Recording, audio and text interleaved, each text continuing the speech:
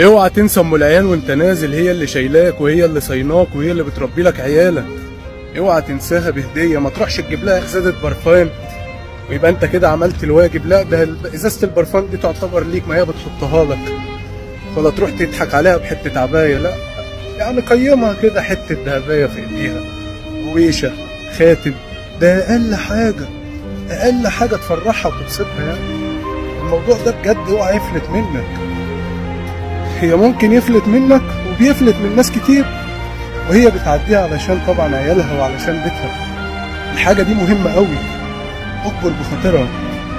مش المعنى ان هي الحاجة غالية، لا، ان انت مقيمها، يعني اللي هو يعني تمنها الذهب، اللي هي قيمتها ذهب، مش اي حاجة تانية. يعني ناقص يعني 3 جرام ولا 4 جرام يا اسطى.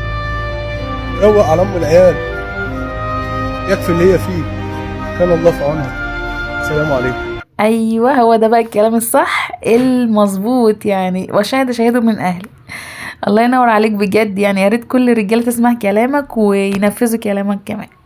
السلام عليكم ورحمه الله وبركاته. اللهم صل وسلم وبارك على سيدنا محمد وعلى اله وصحبه وسلم. ازيكم حبايب قلبي، عاملين ايه؟ يا رب تكونوا بخير وفي احسن حال. بجد انتوا وحشتوني كتير جدا جدا.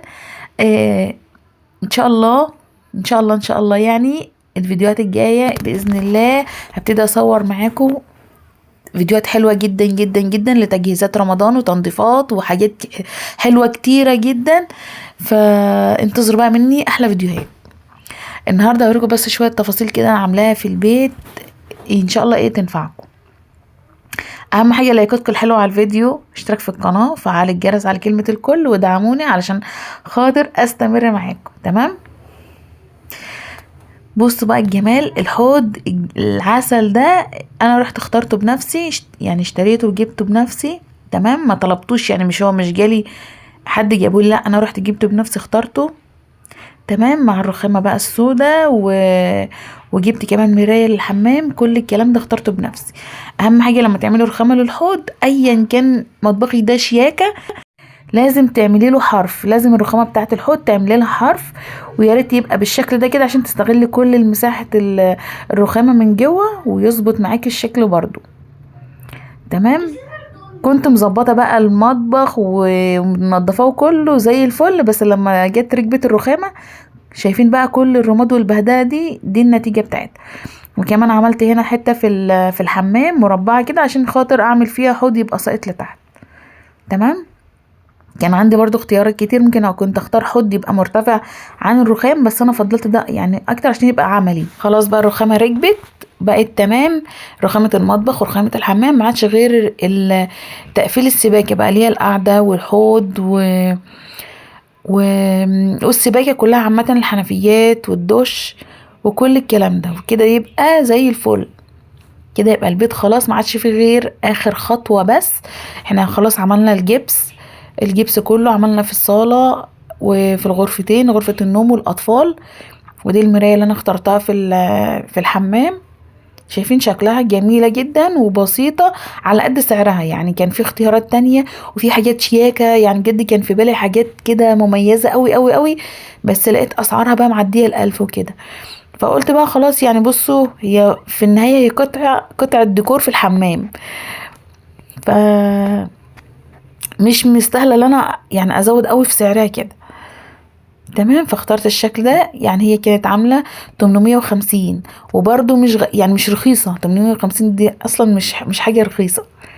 تمام، وكانت تاتش كده، والليد بتاعها ابيض مش ورم اللي هو بيبقى اصفر شويه، لا يعني ده اللي كان موجود. تمام، ظبطت بقى كل الحاجات اللي كنت رصاها كده في الارض، اللي هي اكسسوارات الحمام والتشطيب بقى بتاعت السباكه وكده، يعني كنت رسام في حلو في الارض، بس لما اتطربوا زي ما شفتوا نفضتهم حلو ورفعتهم على الرخامات. تمام، وهكنس بقى واظبط الدنيا كده، يبقى عشان ابقى مرتاحه نفسيا، وابقى عارفه ايه اللي فاضل، ايه اللي اتعمل وايه اللي لسه وايه كده، واظبط بقى الدنيا دي كلها. شايفين في حاجه مهمه جدا جدا بصراحه، يعني انا ما كنتش اعرفها، ممكن تبقى انتوا عارفينها بس انا ما كنتش عارفاها، ان في القعده، يعني قعده الحمام يعني والحوض والحاجات دي في منها فرزات، يعني فرزه اول فرز تاني، انا ما كنتش اعرف. اللي انا يعني الشكل اللي انا اخترته هو اللي جالي، بس انا اكتشفت ان هي فيها عيب، فادركت ان هي ممكن ما تبقاش فرز اول عشان كده يعني. تمام. عامة هي حاجة بسيطة، بس برضو خلي بالكوا ساعة ما تشتروا اكدوا ان هو يبقى فرز اول. الحاجات دي بالذات لازم تبقى فرز اول، ده مش زي السيراميك والحاجات دي. انا كنت فاكرة السيراميك بس هو اللي فيه فرز اول وتاني وتالت والحاجات دي، لا طلع برضو ان حتى دي فيها الحاجات اللي بيبقى فيها ديفوهات دي يعتبر فرزات تانية، درجة تانية درجة تالتة وكده. تمام. فممكن لو هتدفعوا فلوس زيادة وتجيبوا حاجات يعني فرز اول، لا ادفعوا الحاجات دي بالذات، لا ما تستخسروش فيها. تمام. بكنس بقى كده، بكنس من على الحيطة ومن على الارض ومش ملاحقة يعني. حتى انا مش عارفة كل ما اجي اشتغل البس عباية سودا فبيبان عليها البهدلة خالص يعني.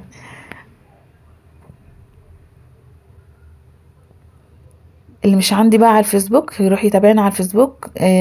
صفحتي على الفيسبوك اسمها يوميات بنتي من الريف، تكتبي هتظهر لك على طول. اما هنا بقى القناه مغيره اسمها، يعني حبيت اغير شويه ما يبقاش نفس الاسم بتاع القناه القديمه، علشان خاطر ما يبقى حظها احلى يعني. وبرده جبنا السخان اللي هو السخان كهربائي. هنا القعده لسه مش فيها حاجه يعني، لسه ما تركبتش ولا فيها اي حاجه خالص، فعادي يعني مفيش فيها مشكله يعني. اللي انا بصورها وكده وبتعامل معاها بايدي وبالمكنسه كده، فيعني عادي، هي لسه ما استعملهاش خالص.